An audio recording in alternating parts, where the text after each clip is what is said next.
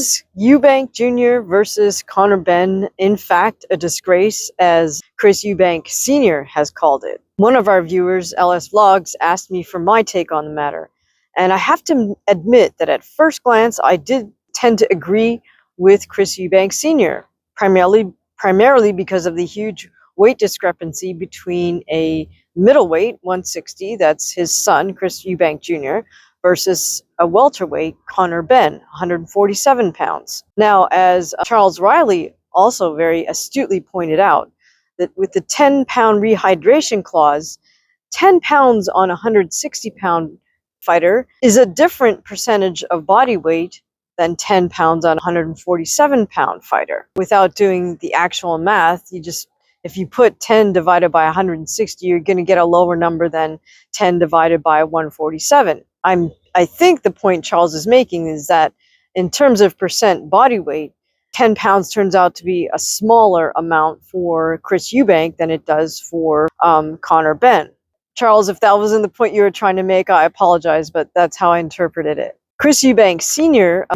said that his son will have to, in quotations, boil himself down to 160. Now, at one point in his career, earlier in his career, Chris EUBANK Jr. was in fact fighting at 168 at super middleweight. But I would say in his last 10 fights or so, or at least recent fights, he's been competing at 160 pounds, I believe, since 2019. So that gives him about 5 to 6 years at that weight. His body should certainly have settled into 160 pounds at this point.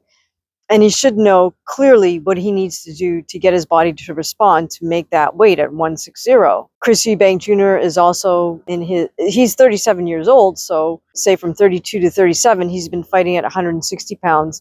Again, his body should be settled in at that weight at this age. Now let's look at Conor BENN's weight. Well, the thing is, again, initially we might say 147 to 160, that's a huge jump. And we would tend to think that Conor BENN is at the greater disadvantage in this case. But he has also been competing at 150 and 154. So if we take that into consideration, then it really isn't a huge jump from 154 to 160. Now, the next question I think that is relevant is, can Conor BENN put on approximately 10 to 12 pounds of lean muscle in preparation for this fight? Now, if we look at that task as a simple sort of math and time, well, the last time he fought was over a year ago.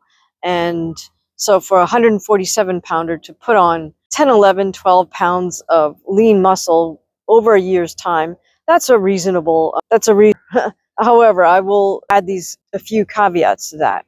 The first is, well, when did he decide that he was going to move up to 160? Was it in fact, after his last fight? Did he just anticipate the fact that this fight that's been sort of in the making or, being talked about for years, did he anticipate about a year ago that it would finally, in fact, get made? The second point, and I think it's perhaps a more relevant point, is that while yes, it is absolutely possible for somebody who's 147 pounds to put on 10 or 11 or 12 pounds of lean muscle over the course of 12 months, the question is, can you do that and also undergo a rigorous boxing training camp at the same time? Because here's the issue with putting on lean muscle mass. Well, first thing is, for sure, you need to hit the weights, number one, in order to stimulate the hypertrophy.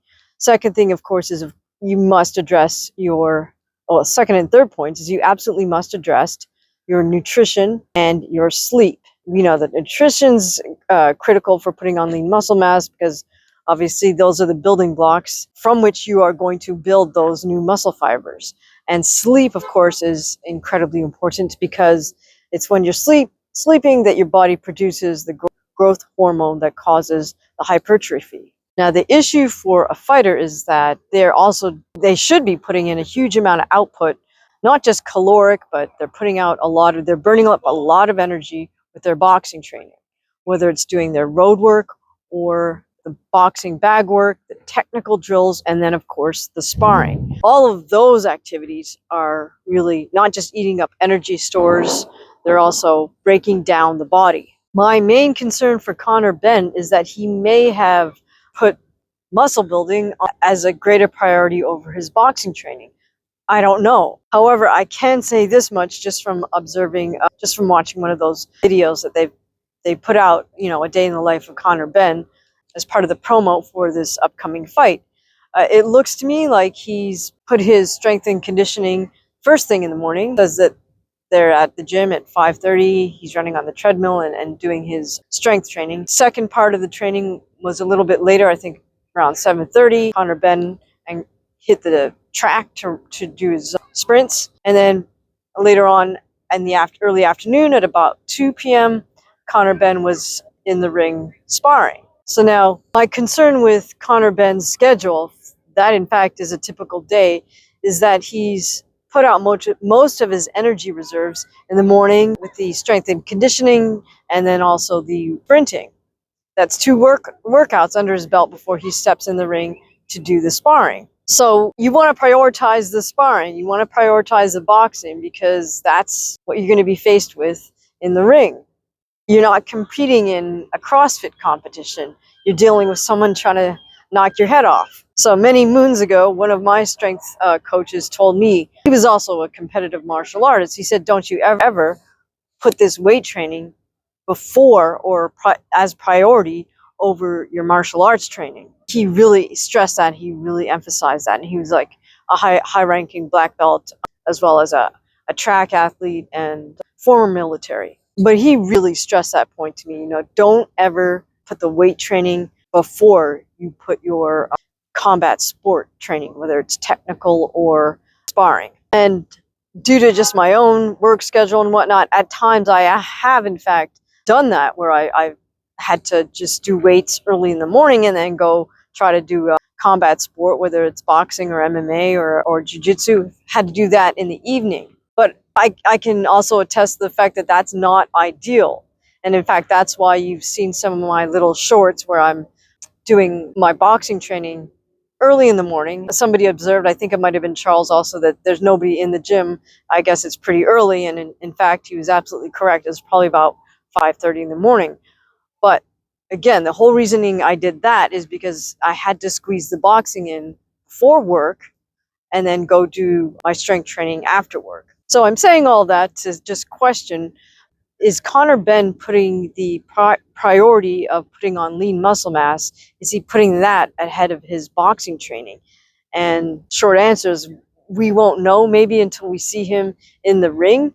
And I'm not saying that he is, because certainly we're not privy to all his boxing training footage, nor should we be. I would never tell a fighter, you should put it all out there, you should definitely keep something to yourself. So in a nutshell, no, I do not think that EUBANK BENN is a disgrace simply based on the weight discrepancy. I do think it's an interesting proposal for both men.